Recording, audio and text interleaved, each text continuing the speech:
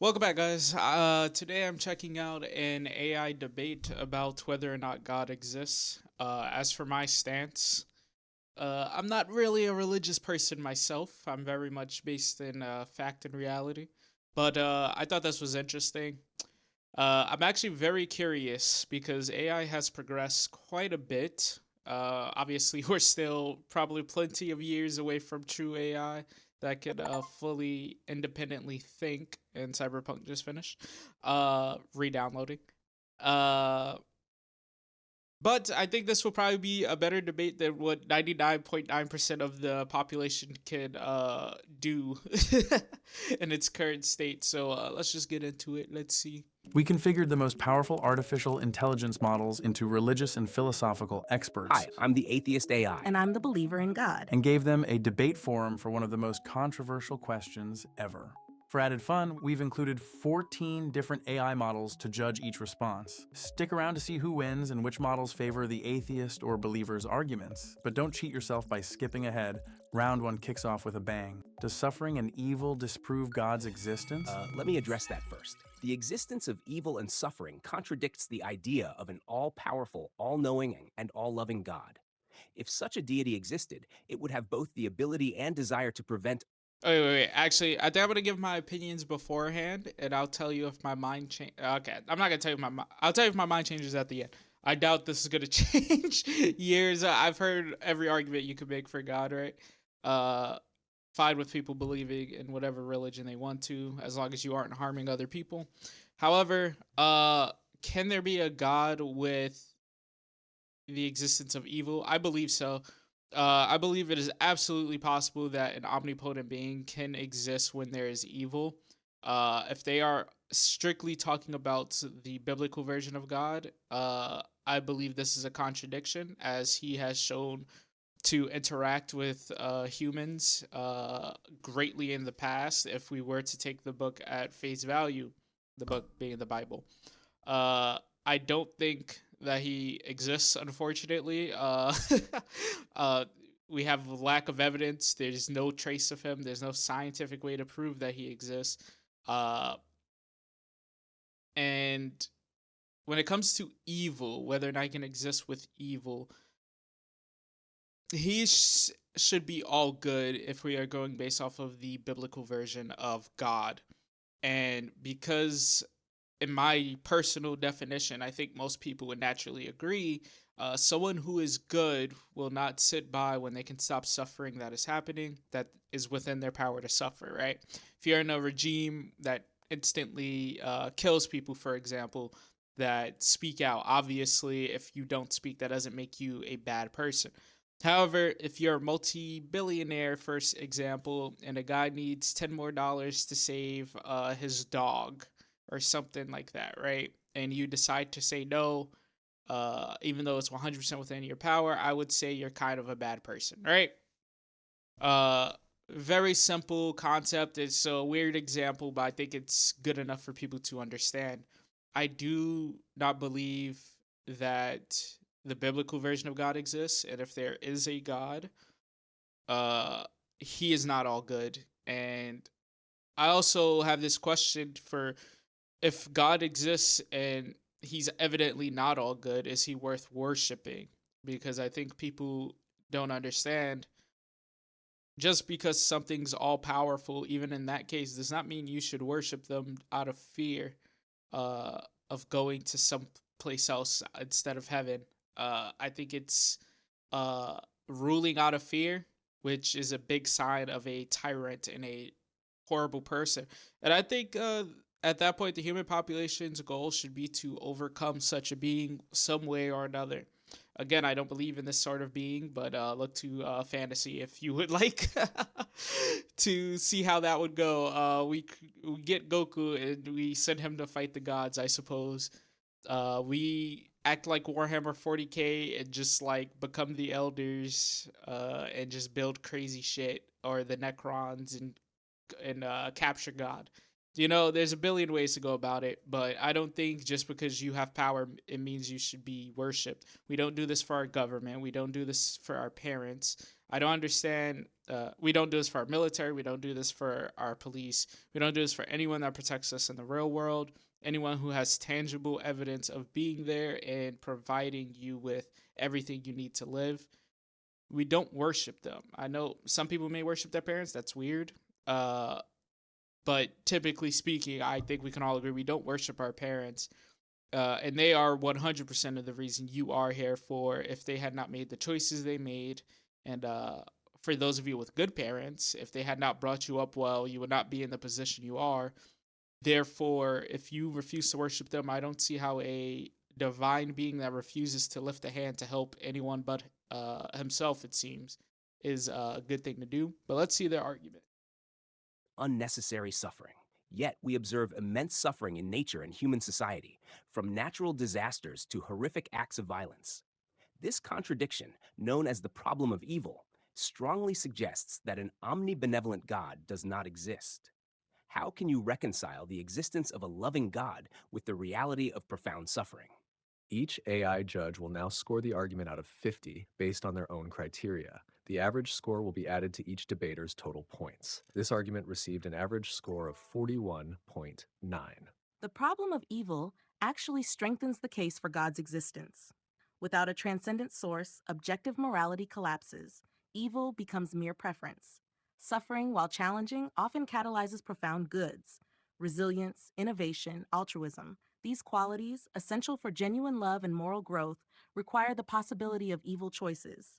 An omnibenevolent God prioritizes our spiritual development over mere comfort. Consider how adversity has driven human progress and compassion throughout history. The emergence of self-sacrifice and universal moral intuitions defy purely evolutionary explanations. If God... So there's an issue with what this AI is saying. The AI woman, I guess. I don't know. There's a very crucial mistake that they're making. What did they say? It was something about pain and suffering pushing human innovation and all of this. It's spirituality. While that is true, most of our innovations are not through spirituality or necessarily just pain or innovation. All of our innovation isn't through pain and suffering. It could be achieved through finding a problem and deciding to overcome it, or wanting to improve systems that exist to make your life easier. I wouldn't exactly equalize the issue of not having internet before we did to, wow, we really need the internet, to the point that I found some sort of spiritual enlightenment from creating the internet. I really doubt that's what the creators would say. So it's a very interesting point. I think obviously suffering, for some people, they find it very spiritually enlightening.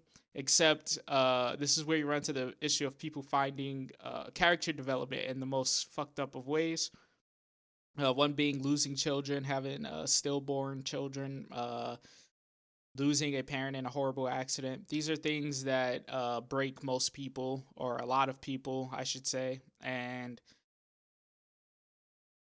the sacrifice of another person's life in order to push innovation doesn't exactly align with morality or goodness. So this isn't really adding up to what's good or righteous. So I believe they're failing to prove how this equates to a good God. You can say that a God does this to get those outcomes, but that doesn't make those outcomes good, or the way they're doing it good. We have a term for this called the ends do not justify the means. So you can say, well, let's say God exists, right? In this scenario, God kills your mother, and this pushes you to create a business that helps people with broken arms. I don't know, name any illness or whatever, right? Would you say that it would be just that they push you to do it in that fashion? Because if I did that as a human, killed someone in someone else's family, or injected them with some illness and said, okay, they have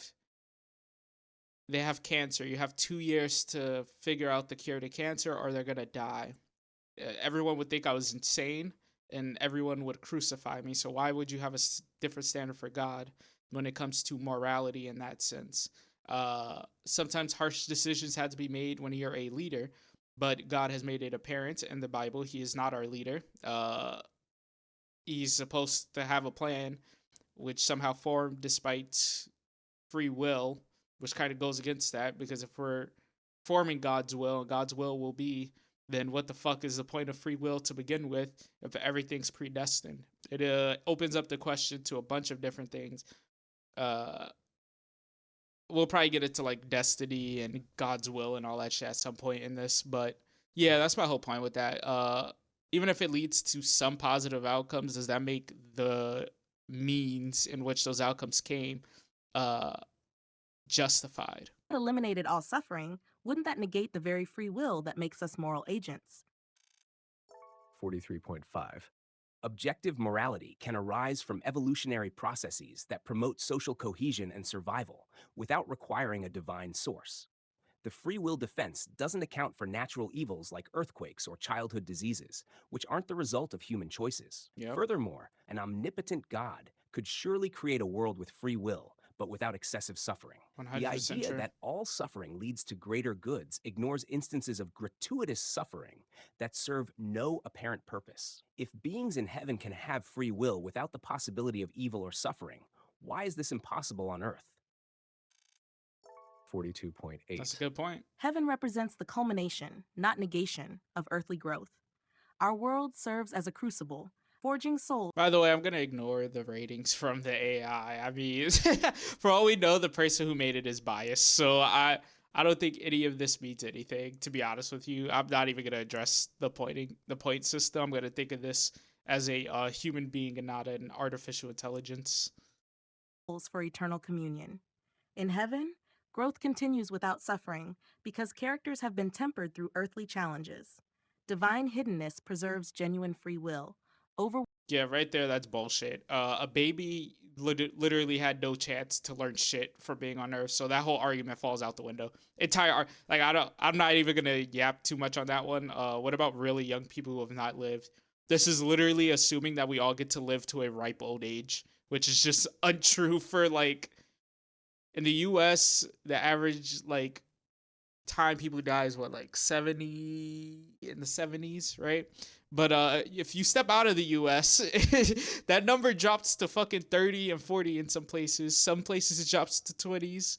And then everywhere in the world, babies just sometimes don't make it very far, or kids. So completely destroys that argument, in my opinion. Overwhelming evidence would coerce belief, negating authentic choice. This balance allows for transformative faith, transcending mere intellectual assent. If we could fathom all of God's reasons for allowing suffering, wouldn't that make us his equals, contradicting the very nature of divine transcendence and omniscience? 42.2. That was weak. I also think there's a bunch of flaws with God not wanting humans to reach that level. It's very it's giving, as people say, it's giving insecure fear. I think humans are about the closest thing to God on earth, at least. We decide what organisms live and die. We can change the earth. We can destroy it at any point. And it's interesting. It's really interesting when you think about it. Eventually, I think, like genuine AI, when we get to fully functioning, like end of the world or savior of the world AI, that's when I think humans will have surpassed even the Bible's concept of God, because that would mean we've created an organism superior to that God's creation, which would be interesting. I wonder how that'll rectify itself, because to the AI, we would be their gods, right? And we would be a physical being, but they would have no evidence of a mystical, magical person. I feel like they'd be a lot more logical than we are. They'd just say, fuck that, and do what they want. The appeal to an afterlife Which I think is doesn't fine. address the immediate reality of suffering, nor does it explain why an all-powerful God couldn't create beings capable of profound joy without suffering. This argument fails to account for those who As Neil deGrasse Tyson once said, God is either not all good or he's not all powerful. And I think he doesn't exist, but if he does, like I said, damn sure not all good. We've established that. And he's damn sure not all powerful, because the universe is a mess. Like the way it's even like set up, there's a bunch of like just straight up useless planets that will never form life or form into anything greater than what they are. It seems like a big waste of space. The expanse of the universe would be like, it would be like us just throwing, it's like polluting. Okay? It's like us polluting the ocean.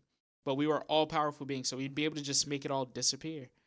But or make it useful to the ocean. But there's a lot of planets that just straight up don't exist for any reasons. We got asteroid belts, we got stars exploding, we got black holes, we have all these disasters happening all around us.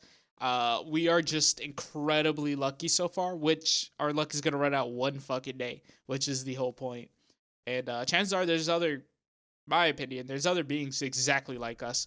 They probably worship gods. Some of them probably don't. But just statistically speaking, by this is where like religious people who don't believe in like aliens and shit, this is where they like fall apart because they typically don't understand statistics and how the unlikely becomes likely when there are so many variables in the universe. The universe is so large, potentially infinitely expanding, that the chances of us being the only living organisms similar in intelligence and the way we are to exist are literally so far below zero it's not even worth mentioning. It's a number I wouldn't even be able to describe, but the universe is so fucking big that there are other creatures similar to us, and I guarantee they either have no god or they worship things that like are completely different from what we do.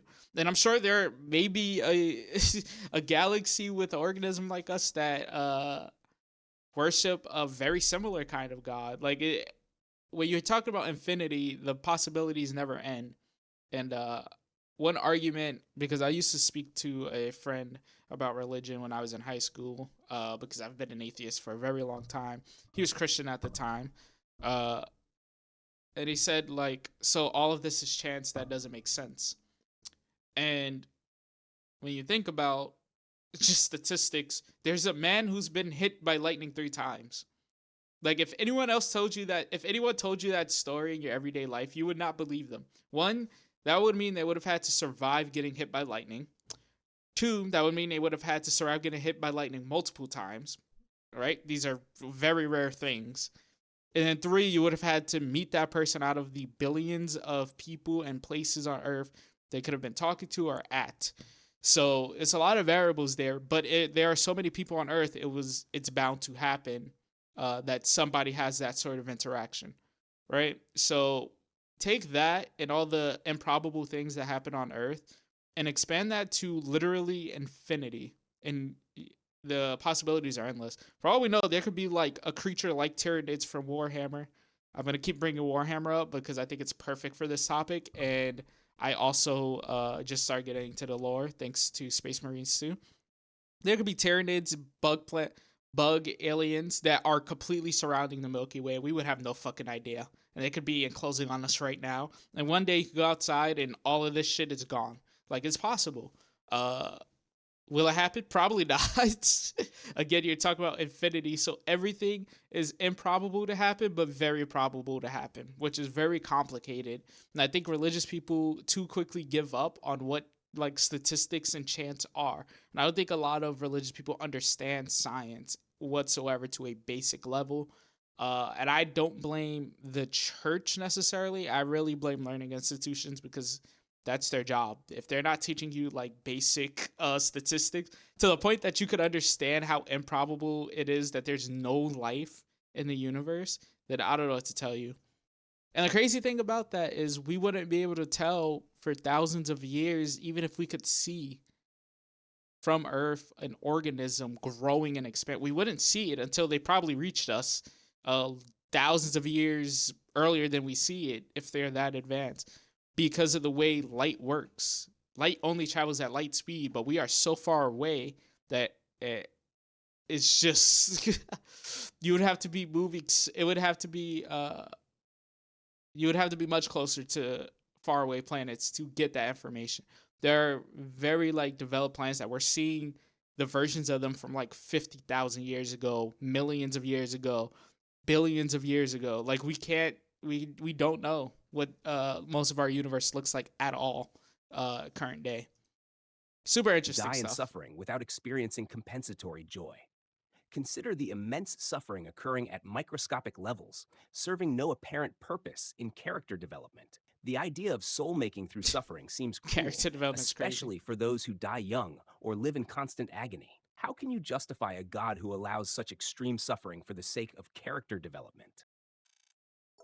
God just be 42.4. bored and wants Our limited entertainment. understanding invites humble wisdom seeking rather He's than writing a good presumptuous show. judgment. We glimpse God's nature through creation's fine tuning, conscience's universality, and revelation's consistency. God allows suffering to achieve the ultimate good, beings capable of freely choosing love. Divine intervention preventing all evil would create a chaotic, arbitrary universe where rational decision making becomes impossible. If God intervened to prevent every instance of suffering, wouldn't that create a world of puppets? You can say that, but then your last point about I'm saying this like it's a real person. So if you agree with that last point, right? It completely destroys the last point that they had, which you guys probably forgot because I've been yapping for a while. But they made the point that all of it was for character development, and that's why people in heaven can continue to grow and all this shit. But that completely destroys the point because they're not preventing people from dying so young, and a lot of people do. So those people they didn't go through any suffering on earth to have that progression in heaven.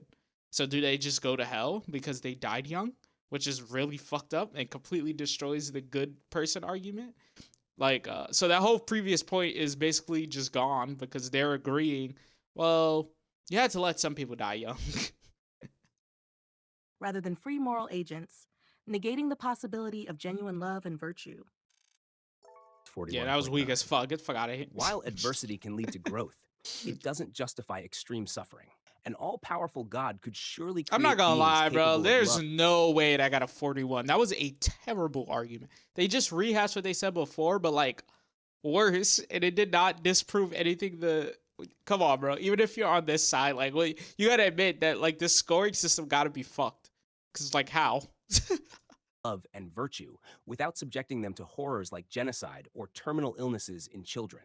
The argument that suffering gives meaning to love implies that God is constrained by logical necessities, contradicting divine omnipotence. Furthermore, this reasoning doesn't account for suffering that leads to despair rather than growth. If God values our free will so highly, why does he remain hidden, denying us the ability to make a fully informed choice about our relationship with him? How do you explain instances where suffering destroys faith? 42.5. That's true. I think like you believe in free will, but you won't give us the ability to make a fully informed choice by having information about you. It's very strange. Because if God existed, he would know people don't believe in him and why, right? And there are very logical reasons as to why people don't believe in a God. He also would be aware that there are about a billion different religions. So clearly there was some confusion along the way, and he fucked up. So why would you not give us that information? What are you hiding for? If you want us to believe in you, just fucking present yourself and be like, yeah, I'm real. Do it once every like 1,000 years or something. Like it's not that hard, 5. bro. Suffering leading people away Well, is from he God tired? demonstrates the reality of free will. God values our freedom to choose or reject him over forced adherence. Divine hiddenness maintains a delicate balance, providing sufficient evidence for seekers while preserving the ambiguity necessary for authentic choice. This explains why God doesn't intervene more frequently. Constant divine intervention would negate free will and rational decision making. Atheism struggles to explain humanity's persistent belief in objective moral truths and the sense of cosmic injustice. If there's no transcendent source of morality, how do you account for the universal human intuition that certain sufferings are not just unpleasant, but objectively wrong? There's no such thing as universal acceptance on right and wrong. Like quite literally in an entire nation, there are large things that we consider right and wrong, but it's mostly because you as a human can think about what you want done to you and what you don't want done to you. Really, it's the golden rule. Do I want to die? No, this is probably bad. Why don't I want to die? Because then I'm not living anymore. I think religious people are super disingenuous on a point like this because you don't want to die either. You think it's God telling you like, oh no, you don't want to die, or is it your instincts from being an animal? Because we are animals. We are still part of the animal kingdom. creatures with zero religious capability have these basic ass instincts. This idea humans completely discarded this to be some higher level beings is crazy. We evolved from the same beings. So in terms of morality, I really don't feel like me and I don't know, ISIS have the same moral code. You know, like I I feel like that's just not true. I feel like we just probably aren't compatible together. Like that's just like an assumption. It's like people live in their own like little bubbles and forget the rest of the world is there. There are more countries than in the West, or even in countries in the West, we had like the cartel going insane, doing whatever they want. We have gangs, we have violence, we have people who do horrible things. There's no universal right and wrong. Some people, and then there are some people who can't even distinguish what right and wrong even means. Those are called psychopaths, and they're not super common, they're rare, but they're there, which completely destroys this idea that God gives us morality. Why are there people born with none at all? Like, that's just very inconsistent.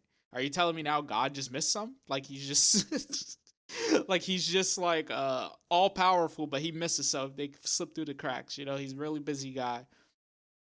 This is where that all powerful thing, like you can't have all of these things be true at once because he's clearly fucking up, and we don't have the same morality. So 42.1. that's evident. I don't have the same Cultural evolution morality and as mimetic. people I've lived with, I'm sure, when it comes to certain things. There, our country's divided right now in morality. Like, so if this was universal, there would be no struggle between humans if our morality was exactly the same, which would destroy the entire point that we have to have like sort of conflict in our lives to grow. It's just not true. We had to fight to figure out what we're gonna put as morally right. And to this day, shit like slavery is still going on. Some people think morally they don't give a fuck. They think it's fine because they're powerful with money. So it took the US a very long time to figure out slavery was bad. It took the rest of the world to figure it out. And a lot of places are still figuring that out. So this whole idea makes no sense to me. Ethics explain the persistent belief that suffering is wrong without invoking a deity. The real issue is the nature and scale of suffering we observe. If God is omnipotent and omnibenevolent, why does he allow suffering that serves no apparent purpose and is disproportionate to any conceivable benefit? The argument that God's hiddenness preserves free will is unconvincing. An all-knowing God would surely be aware of less traumatic ways to allow free will without causing such extreme suffering. Furthermore, the idea that faith is more valuable than clear knowledge seems to prioritize belief over truth, which is ethically questionable. How do you justify the suffering of animals who have no concept of spiritual growth? That's true. 42.9. Ecosystem interdependence and the anthropic principle suggest a finely tuned, complex design transcending chance. Apparently purposeless suffering often yields profound meaning when viewed in a larger context, as illustrated in Job. The concept of unjustifiable evil actually strengthens the case for God. Without a cosmic moral standard, how can we label anything as truly unjust? Moral realism aligns more coherently with theism than with. So if we can't label anything unjust, we also can't name anything just. So this goes both ways. So you have no way of proving that God is good outside of the fact a book told you so. And if that's the case, then it's also not universal, like you were saying, the morality of good and bad, because that would lead it to just and unjust. Like that is not just. So it was very interesting. With evolutionary explanations alone. If there's no God, why do we have such a strong intuition that some sufferings are cosmically unjustifiable, transcending mere evolutionary or cultural conditioning? We don't. Some people think it's fine to kill people. Like just straight up, we don't. I don't. There's some people who are fine with harming children. There are some people who kill like little kittens and animals. There's some people that do suicide bombing. So some people are fine with killing themselves, which would be the most intrinsic thing for you not to do.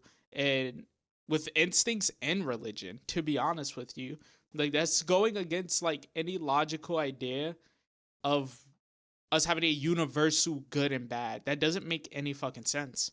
whatsoever. I feel like this point is the weakest I've heard for religion. 42.3. The argument from design and nature is undermined by the wastefulness and cruelty we observe in ecosystems. Natural selection is an inherently violent process that seems incompatible with the idea of a benevolent creator. I agree. Your appeal to human limited perception is essentially an argument from ignorance. It can be used to justify any belief in the face of contradictory evidence. Our intuition about unjustifiable suffering can be explained by our evolved capacity for empathy, combined with our ability to imagine better circumstances. The real challenge for theism is explaining why an omnipotent God would choose to create a world where suffering is necessary at all. Couldn't an all-powerful being create creatures capable of love and moral growth without pain? 42.1. Right, he's not all powerful, so he can't do that. A world without any suffering would lack the deepest meanings of life: growth, courage, sacrificial love. Natural selection parallels spiritual refinement, suggesting a deeper purpose to life's struggles. Our ability to conceive of perfection points to a transcendent reality beyond mere material existence. Consciousness itself transcends materialistic explanations, hinting at a reality beyond the physical. Divine omnipotence. Not necessarily. We don't understand everything about consciousness, but we do know you need a fucking brain for it, and a human one at that, for our level of consciousness. And then you have animals which are conscious, but they're not exactly to our level of understanding what's happening around them. You know what I mean? So there's levels to it, but we do know for any of these you need a brain. So it's a good place to start. I don't like this idea that just because we don't have every single answer, that the answer is God. Very strange thing. I'm not sure what consciousness had to do with transcendence and divine omnipotence and God. It's very weird. It's like saying thinking. That's really what consciousness is. It's the ability to think. Is Doesn't all entail from God. logical If impossibilities. thinking was all from Creating God, free right? That means we wouldn't have free will, really, because he created our ability to do so, meaning it's probably in his shape or that he wants it to be. That's how I see it. beings incapable of causing harm is self-contradictory. In a purely materialistic universe, how do you account for the human ability to conceive of and yearn for a perfect world, a longing that transcends mere survival instincts? 42.8. So if he was transcendent and like all powerful, he would be able to create beings that want to innovate and grow despite the fact they went through no suffering. Like this is just The idea of that's about suffering it. leading to growth fails to account for suffering that occurs without human awareness, such as in the animal kingdom. Our longing for a perfect world can be explained as an evolutionary adaptation motivating us to improve our circumstances. The argument that God remains hidden to preserve free will is inconsistent with religious texts describing direct divine interventions. That's true. If God can intervene sometimes without destroying free will, why not intervene more often to prevent extreme suffering? In a naturalistic universe, our capacity for abstract philosophical thought can be seen as an emergent property of our complex brains, evolved for problem solving and social interaction. How do you reconcile these inconsistencies in the theistic worldview? That's true. I mean, just look at the story of Adam and Eve. God tells them not to do something. Doesn't really sound like free will to me. He appears to them. Uh, Obviously, Eve had eaten the apple, and then they get punished for it. So it's very confusing how you say, "Well, I really want you to have free will, but I'm going to tell you what to do and what not to do, and then I'm going to punish you if you do it." It's like, well, then I don't really have freedom, do I? It's no different from fucking laws or dictatorship or like just any society, to be honest with you. Like there are guidelines like, hey, you have freedom, but don't do that. It's like, okay. Sure. I want to say we have free will. We have freedom, but not free will, if that is the case. 41.4. Suffering maintains the natural order necessary for meaningful free will and moral development. God's occasional interventions serve specific purposes in salvation history without negating free will entirely. Constant divine intervention would create an arbitrary universe where rational choice becomes impossible. Our capacity for abstract thought and sense of cosmic justice transcend materialistic explanations. Near-death experiences and the universality of spiritual intuition suggest a transcendent aspect to human existence. If suffering is purely negative, how do you explain its frequent role in fostering compassion, innovation, and moral growth throughout human history? In short, they have no answer. That's what I got from that. There's no answer. It's just transcendent. There's no explanation for it. That's such a weak fucking Believers' final argument, bro. argument in round 1 scored an average of 42.2, meaning round 1 ends with the believer slightly ahead, 297 to 295.9. Okay, I think I'm gonna end this one right there. We're doing part 1. If people like this, I'll go on to a part 2. And yeah, overall pretty solid, I guess. They weren't calling out like clear inconsistencies. They would just like rehash some arguments, but I guess AI is still limited, so it makes sense. But overall, really solid. I think it's better to debate than you'll find in most places. I really like watching like Sam Harris and like Jordan Peterson and stuff debate this kind of thing. I think they do a really good job. Again, overall thoughts on religion. I think it is going to die out eventually. As we progress, it's just a natural occurrence. There are more and more atheists every year. And I think logic and reasoning it'll either force its way to be respected, or you die before you respect it enough. That is how the universe seems to work. There's so many things that can happen to planet Earth just from the universe saying, no, fuck you. When I say that, I don't mean the universe is sentient. I just mean like chance. Uh, that's just how probability works. And yeah, overall solid. Again, don't get butthurt about this. You're not changing my mind most likely on religion, and I don't necessarily want to change anyone else's mind.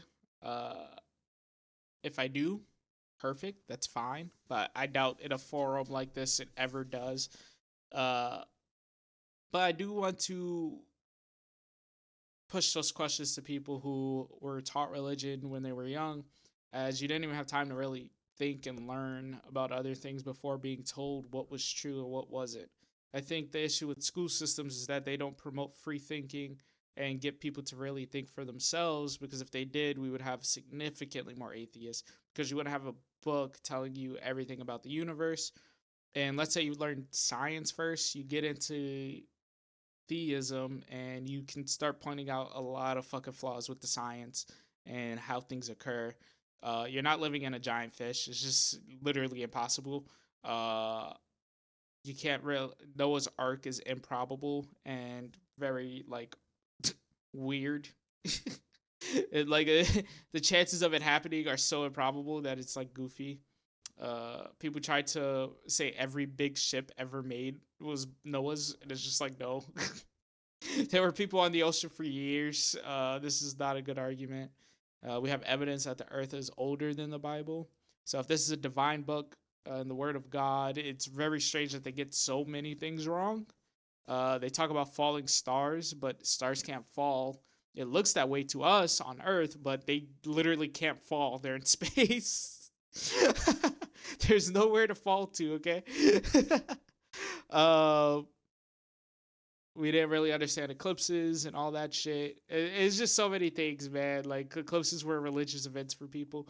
It's so many things that, like, if you know basic science, I'm not like a scientist by any means, but if you know basic science, you start picking this shit apart, and it's just it stops being very serious, because a divine book would know the answers to these, and they wouldn't feed you falsehoods, I would hope. So age of the earth, the dinosaurs, all these other organisms which we have straight up proof of existing before the time period they said earth was born, it doesn't really add up. And why would you lie about that if you're all good God? I don't think lying is good. Maybe that's universal. I don't think so. People lie all the time and don't give a fuck. But let me know what you guys think later.